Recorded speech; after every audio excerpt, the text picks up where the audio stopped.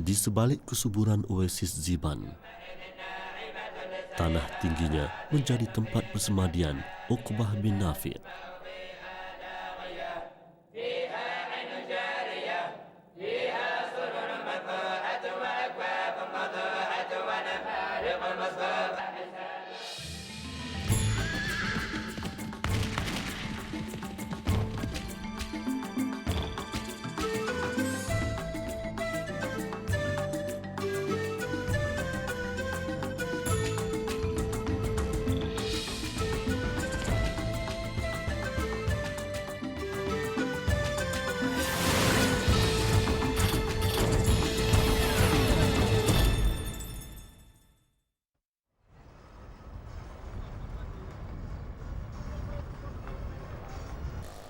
Kenderaan buatan Eropah menguasai jalan utama bandar di rangkaian banjaran Atlas ini.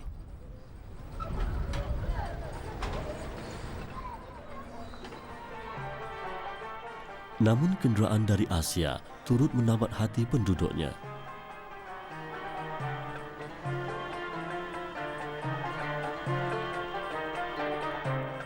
Biskra, bandar di timur laut Algeria, berada lebih 300 km dari ibu negerinya. Kepelbagaian jenis kenderaan serta barangan luar di Biskra menggambarkan penghuninya tidak lagi bersikap memencil diri seperti generasi awal mereka.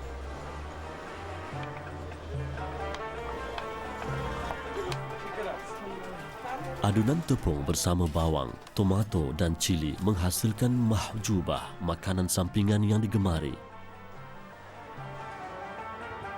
Jalan Amir Abdul Qadir di pusat bandar Biskra adalah tumpuan peniaga-peniaga memperagakan jualan masing-masing. Bandar ini terletak di tengah-tengah lembah Ziban, iaitu gabungan beberapa kelompok oasis di penghujung Sahara. Dengan penduduk melebihi 100,000 orang, ia pusat pertemuan kaum barbar yang mengamalkan cara hidup nomad menjual hasil tanaman mereka suatu ketika dahulu. Ia juga lokasi pertempuran Zatasha pada tahun 1849 antara penduduk tempatan dengan penjajah Perancis.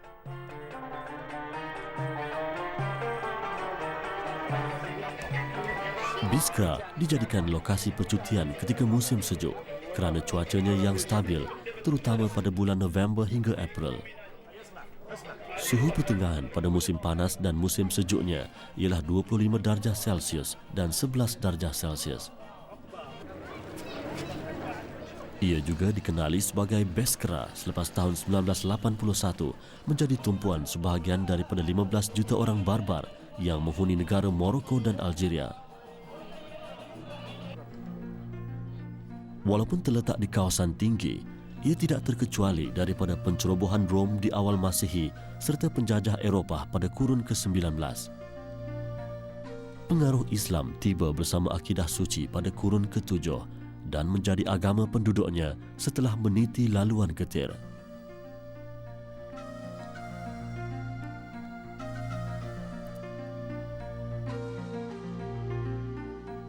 Beginilah rutin generasi muda Tolga, sebuah oasis subur di Biskra.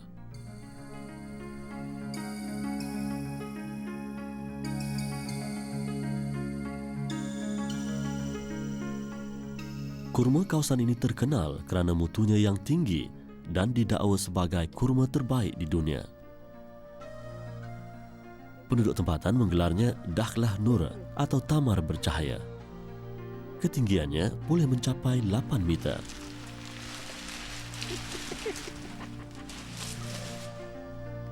Satu kaedah untuk menjimatkan masa. Terdapat lebih 150,000 pohon tamar di kawasan ini.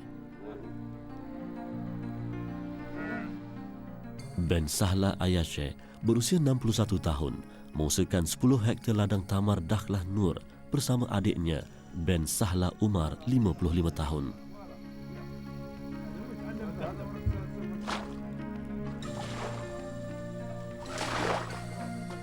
Taburan hujan antara 200 hingga 400 mm setahun di kawasan tinggi ini menjadi tunggak utama peladang Biskra mengairi tanaman mereka.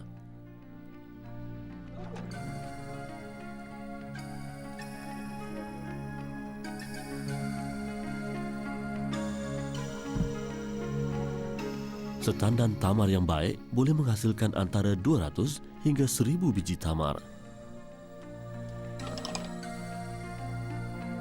Perbuatan ini adalah untuk memastikan tiada unsur asing di antara buah-buah pada setiap tandan.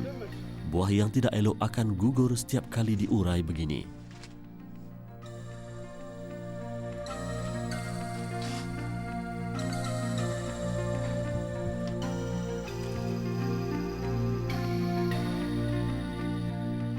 Sebatang pohon yang baik pula mampu mengeluarkan hasil sehingga 270 kilogram.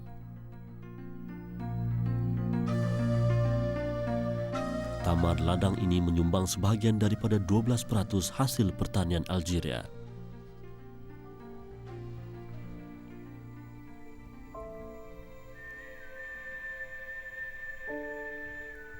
Biskra terletak di kawasan pergunungan Atlas Sahara yang memanjang dari timur Morocco hingga ke Algeria. Ketinggian maksimumnya mencapai 2,328 meter.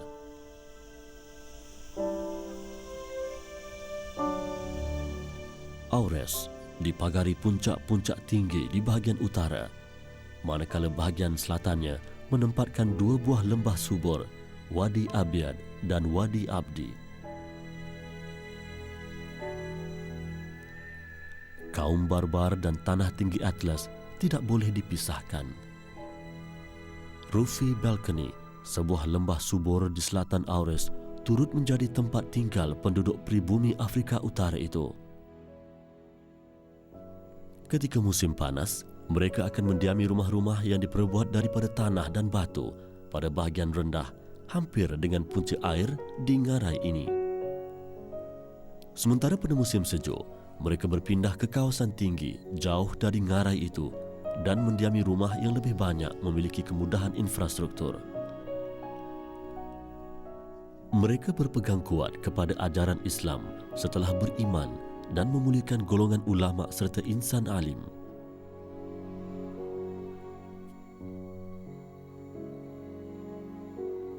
Perkuburan pendakwah soleh bahagian rendah Rufi Balcony membuktikan kecenderungan penduduk Barbar di lembah ini.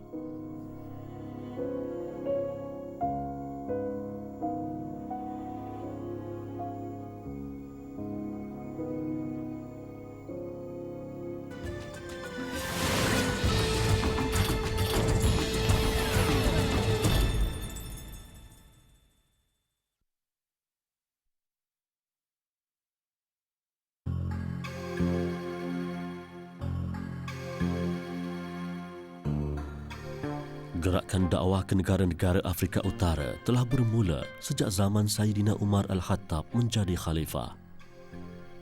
Gerakan itu terhenti di bumi Tunisia setelah ketua misinya Amr bin Al-As diarah pulang ke tanah Arab oleh Khalifah Umar.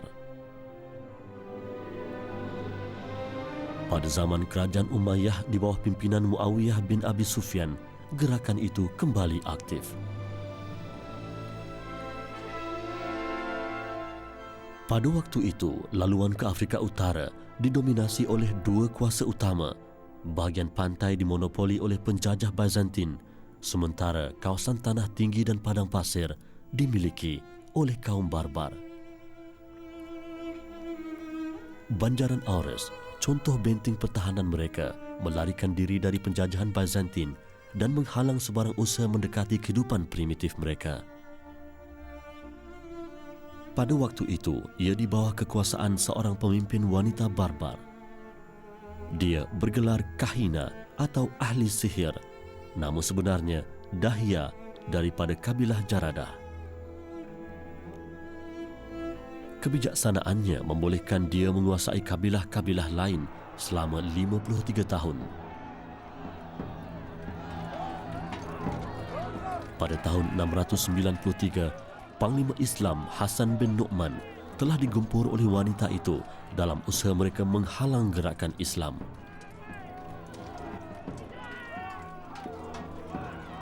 Pertempuran telah memaksa tentera Islam berundur hingga ke Libya akibat tentangan hebat Kahina.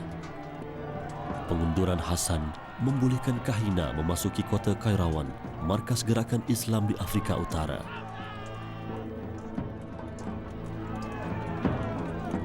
Sejarah pertempuran yang membawa kejayaan Kahina menguasai markas pejuang Islam menjadikan dia dihormati oleh kaum barbar hingga hari ini.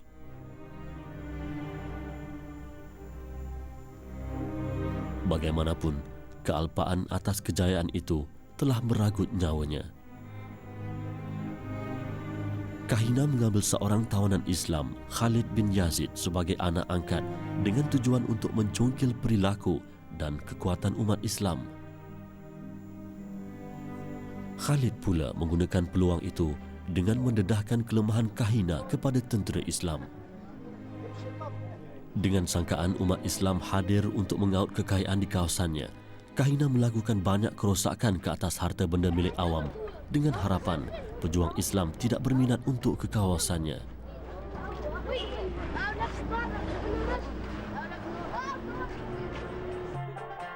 Tindakan itu mendorong penduduk tempatan meminta pertolongan tentera Islam akibat menanggung kerugian besar.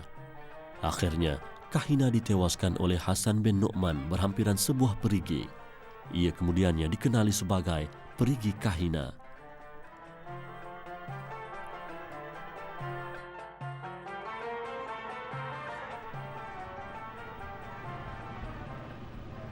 Peristiwa Kahina memaparkan dia kecundang setelah melakukan banyak kerosakan. Tetapi sebuah masjid di Biskra membawa kisah sebaliknya.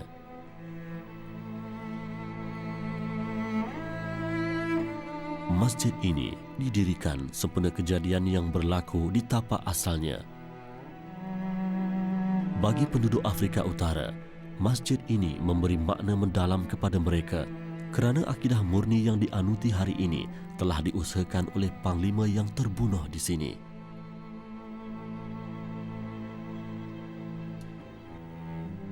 Masjid Sidi Uqbah menyimpan kesengsaraannya ketika diserang hendap oleh Kusailah. Setelah terhenti di pinggir lautan Atlantik, Uqbah mengutus sejumlah besar anggota misinya pulang ke Kairawan menemui keluarga masing-masing. Dia bersama sejumlah kecil pengikut yang lain memilih untuk pulang lewat. Kelewatan itu digunakan oleh Kusailah, seorang pemimpin barbar yang berpakat dengan Byzantine, menyerang hendap Uqbah.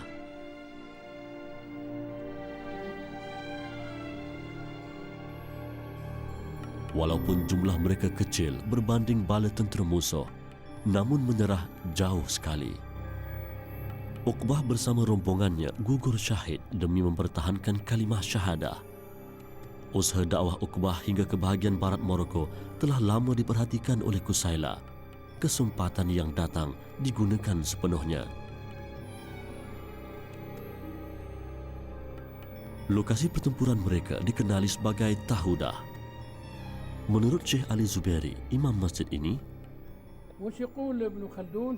يقول وجصص قبر عقبة واتخذ عليه مسجد والفى باسمه وهو في عداد المزارات وميدان البركة، بل هو أشرف مزور من الأجداث في بقاع الأرض يزار لما توفر فيه من عدد الشهداء من الصحابة والتابعين الذين لا يبلغ أحدهم نصيبه، فاستشهد في 63 هجرية في منتصف الصيف. This is the place where he was killed. والدليل هم أصحابه موجودين. And the evidence is that all his friends shows that all his friends are killed all around with him. kecundangnya Uqbah di medan Tahudah tidak menghalang Islam terus berkembang dan ia akhirnya menjadi pegangan hidup kaum barbar.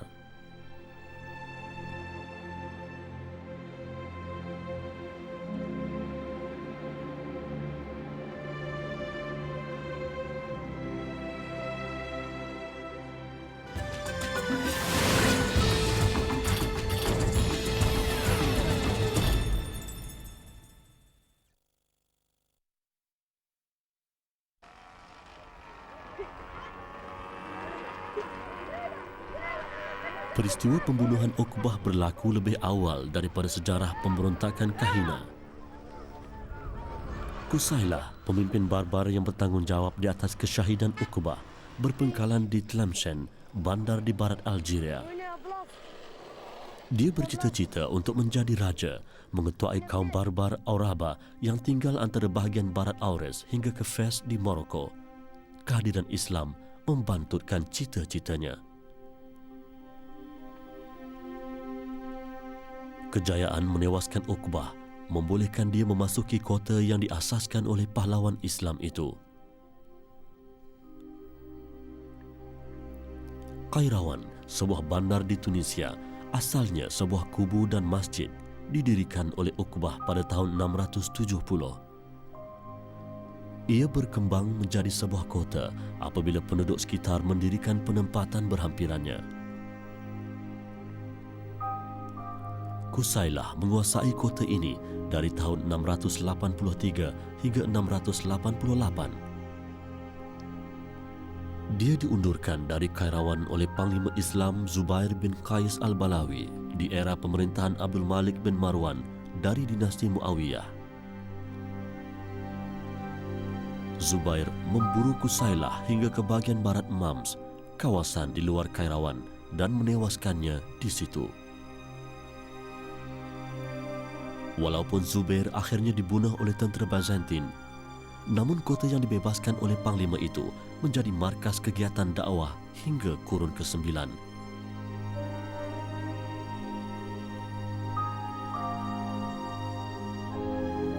Hari ini, kesan yang masih boleh dilihat hanyalah Masjid Uqbah bin Nafi'.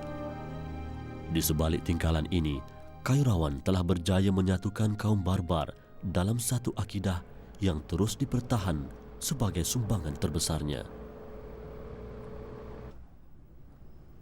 Peranan kota Kairawan kini diwarisi oleh Institut Pengajian Al-Quran di pinggir bandar Biskra. Ditubuhkan pada 1780, ia melahirkan penghafal Al-Quran yang dilengkapi dengan cabang-cabang ilmu Islam lain.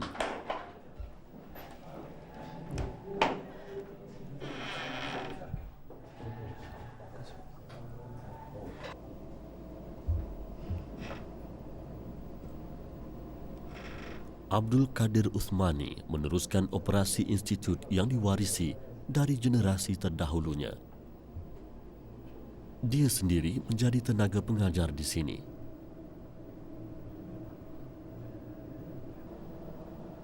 Keluarganya amat mencintai ilmu-ilmu Islam, khususnya pengajian Al-Quran. Mashaf dan kitab-kitab lama diturunkan dari generasi ke generasi.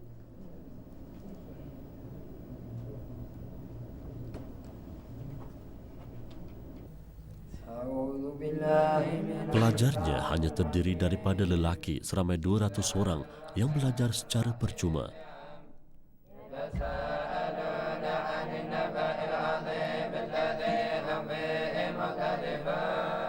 Satu irama bacaan yang senada antara kaedah untuk memudahkan penghafalan pelajar-pelajar di sini.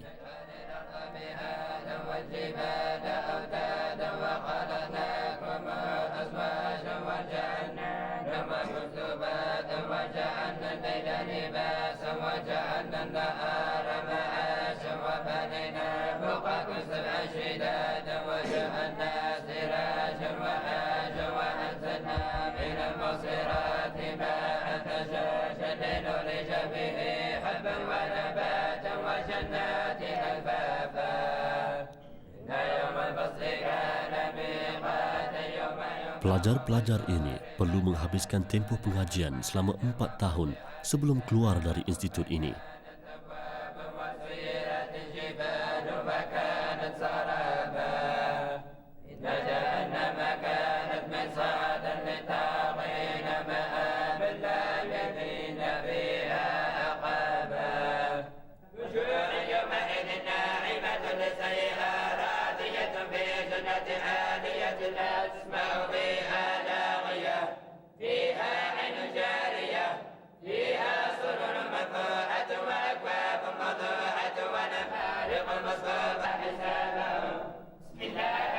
Keringat Uqbah menumpaskan cabaran banjaran Atlas. Keikhlasannya menyuburkan bumi kontang itu.